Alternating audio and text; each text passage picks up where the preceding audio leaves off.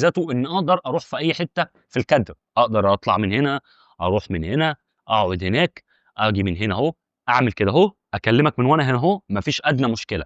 بس انا بقرب عشان الفوكس. لو سالت المشاهد هو انت يفرق معاك عزيزي المشاهد انك تتفرج على فيديو متصور باحسن كاميرا في العالم، هيقول لك لا مش هيفرق. بس لو سالته لو تكمل الفيديو ده لو صوت الفيديو وحش، هيقول لك لا مش هقدر اكمله. النهارده هكلمك على اهم المايكات اللي انت كمنشئ محتوى او كيوتيوبر لسه عامل قناه جديده تروح تجيب المايكات دي وانت مغمض. بصوا يا شباب، انا عايز اقول لكم على حاجه. انا ممكن اقول لك ابدا باللي معاك في اي حاجه. انا الفيديو اللي انت بكلمك منه ده دلوقتي حالا متصور بالتليفون، يعني مش متصور بكاميرا، وتليفون متواضع جدا بوكو اكس 3 من سنه 2020، يعني ما كملش 5 سنين. تمام.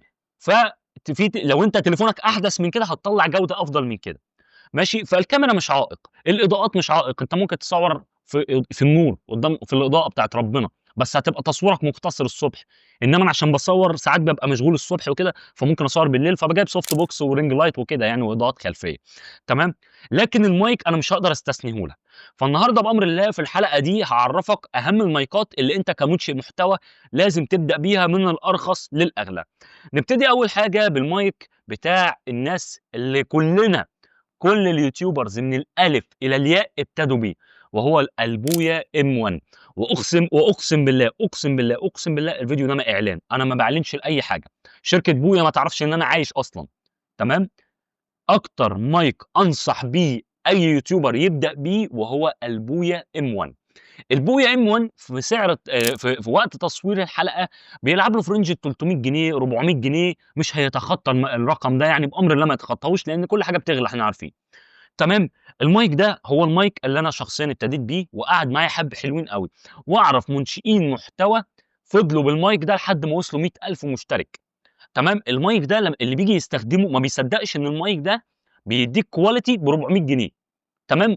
خد بالك في ناس هيقول لك ابتدي بمايك السماعه. بص حضرتك، هو مايك السماعه انا مش هقول لك وحش، بس في مايكات سماعه معفنه.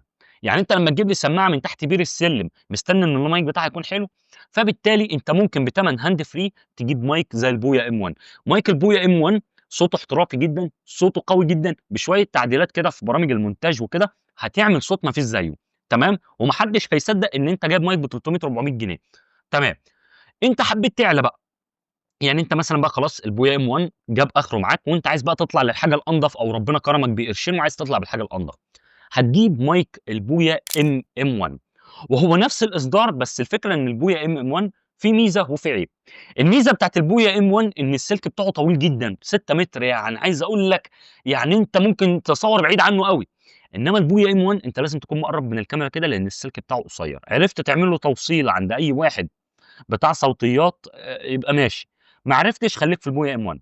البويا ام 1 هو اغلى ب 200 جنيه، بس عزل الصوت فيه افضل، يعني هو بيعزل الصوت افضل بكتير لان في حته فرو كده كبيره، فهو عزل الصوت فيه احسن بكتير من البويا ام 1، ودي انا اشهد له فيها صراحه. بس انا شايف هو جوده الصوت متقاربه، مع ان البويا ام 1 اغلى ب 200 جنيه مثلا، لان تقريبا ب 600 جنيه 700 جنيه على حسب يعني. طبعا كل تاجر وكل واحد بيبيع ليه سعر، يعني عشان الحاجات دي تبقى انت فاهم هي جايه لك من بره مش بتتعمل في مصر. تمام. عايز تعلى بقى، يعني انت عايز تعلى تجيب مايك بلوتوث زي اللي انا جايبه ده. المايك البلوتوث ميزه من مميزاته ان اقدر اروح في اي حته في الكادر، اقدر اطلع من هنا، اروح من هنا، اقعد هناك، اجي من هنا اهو، اعمل كده اهو، اكلمك من وانا هنا اهو، مفيش ادنى مشكله. بس انا بقرب عشان الفوكس. تمام. المايك البلوتوث ولعلمك البويا ام 1 برضه بيعمل نفس القصه، ان انت لو ان بقول لك 6 متر تقدر تروح لحد اخر الاوضه كده اهو، مفيش مشكله عادي. لكن البويا ام 1 مش بلوتوث، انما ده مايك بلوتوث بيقدر يجيب من على بعد 100 متر، يعني احنا قلنا بويا ام 1 6 متر، ده بيجيب من 100 متر. بس طبعا خد في الاعتبار ان المايكات البلوتوث كل ما بعدت عن السورس او عن التليفون ببساطه شديده الصوت بيقل، يعني جوده الصوت بتضعف، وده طبيعي جدا لان هو بلوتوث يعني لازم تكون مقرب من التليفون على قد ما تقدر. طبعا انت مش هتبعد 100 متر، يعني انت 100 متر دي مسافه كبيره قوي، يعني انت نادرا ما تبعدها يعني. بس عموما المايك ده سعره في وقت تصوير الحلقه تقريبا 1700 جنيه 1800 جنيه، في الرنجايه دي. وطبعا انا عارف ان مبلغ زي ده على واحد لسه بيبدا صعب جدا، فانا عشان كده قلت لك ابدا بالبويا ام 1. تمام. دول افضل 3 اوبشنات انا انصحك بيهم. انا صراحه برجح ان انت تبتدي ببويا ام 1، مش مكلف وخفيف وظريف. تمام. عايز تعلى الام ام 1، عايز تعلى البويا ميني 17 اللي انا بصور بيه الحلقه. وبالمناسبه ناس كتيره جدا سالوني اسم المايك ايه، انا بقول بويا ميني 17. تقريبا بويا ميني 16 يا 17، هو تقريبا في واحد للايفون وفي واحد للاندرويد، والاندرويد تايب سي عشان تبقى انت فاهم. تمام. إيه لو انما لو انت تليفونك مش تايب سي ابقى هات تحويله بقى، طبعا التحويله دي ب 15 جنيه ولا ب 20 جنيه، كلام فارغ يعني. تمام. عايز تعلى بقى، يعني انت عايز تعلى، عايز تطلع بقى خلاص بقى، انت ربنا كرمك وعايز تطلع بقى سلمتين كمان. هتجيب الهولي لاند. الهولي لاند ببساطه شديده تقريبا اسمه هولي لاند ام 2، حاجه من كوكب تاني بقى. المايك بقى ده مميزاته كتيره بقى. اول حاجه ان الريسيفر الداخلي اللي معاه فيه مساحه تخزين تقريبا 10 جيجا تقريبا، يعني انت عارف يعني 10 جيجا صدى انت تسجل عليه لحد يوم الدين. تمام. عندك برضو ان هو بيجيب من على بعد 300 متر او 350 متر.